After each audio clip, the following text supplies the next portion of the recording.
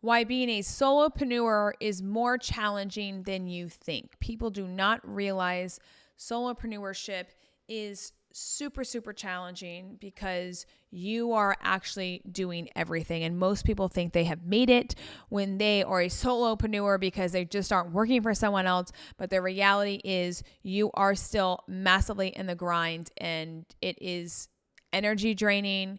It is life sucking, and it can really burn you out and make you think, I can't continue.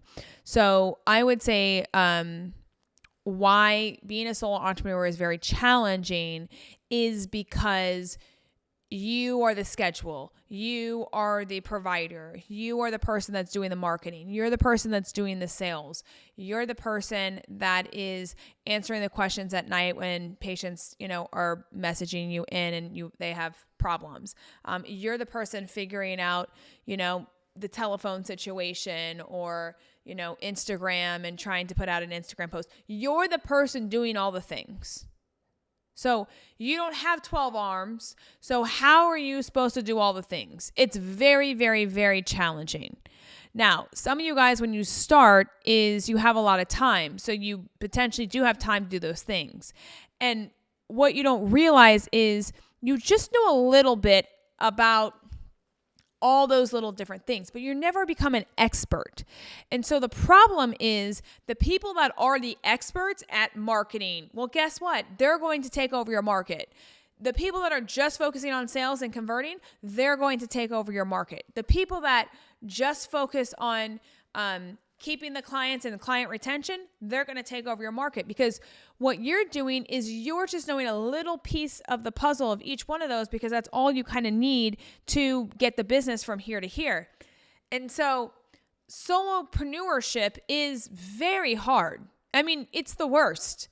It's just as hard as working at a job you absolutely hate, maybe even harder, because you have to get the momentum to get up off the ground. And it's not until you get the momentum that you're going to be like, oh yeah, I guess I can hire. And most of us are so scared. So we stay as a solopreneur. And I'm telling you this, I stayed 9 months as a solopreneur, and I should have hired within the first 3 months, but I was just terrified. So I'm saying this from a loving heart of like, most solo entrepreneurs need to hire before they're even ready. But they're scared. They don't have the funds, so they claim. But the reality is, if you can borrow money and get someone to do the job that actually does it well, then it won't be costing you, it will only be making you. That's key. Understanding, this is what I didn't realize when I first started out as a very solo entrepreneur. I just thought I need to learn all the things. And there are positive benefits to that. You knowing everything, you kind of then start to know how these systems work. You start to know and understand like how things operate. Like you having your hand in it at first, there is positives, because then you can build systems that are better to help the next person so that they're not struggling the way you were struggling. The negative is, again, you can't be at peak performance because you have to know everything about everything. And you also can't delegate, so it takes up all your time. And you're just not proficient. You end up not being proficient. And so if I could give any solopreneur advice, I would say hire before you're ready, even if you're scared and terrified to death, if you can pay these people.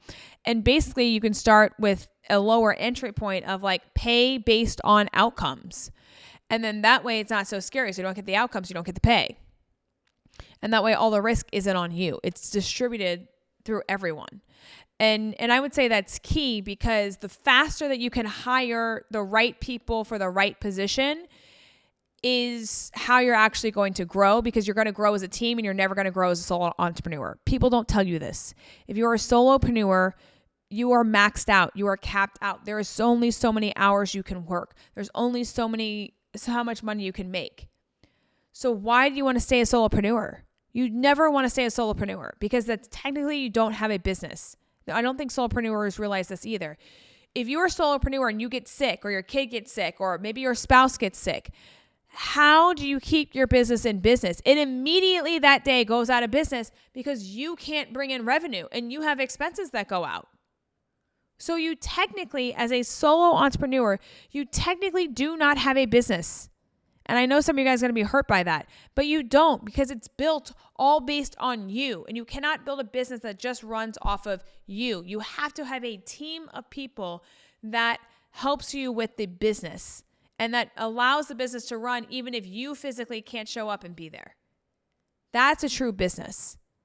And so I think the mistakes that, most entrepreneurs make is thinking they have a business when they don't, and thinking that I'm just going to stay at this level because it feels the most comfortable. Because when you're a solo entrepreneur, you can make up to like $30K a month, which feels like you were the richest person in the world.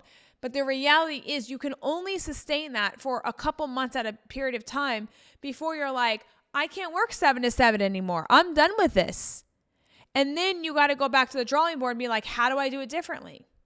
I can't tell you how many business coaches offer one-on-one, one-on-one consulting. But the problem is they end up staying on Zoom calls all day long, hating their life. And if you hire that coach, they don't have the opportunity to learn because they're constantly talking to you on the Zoom call 24/7, just talking. So how are they going to learn and get you new skills so that you can grow your company? They can't.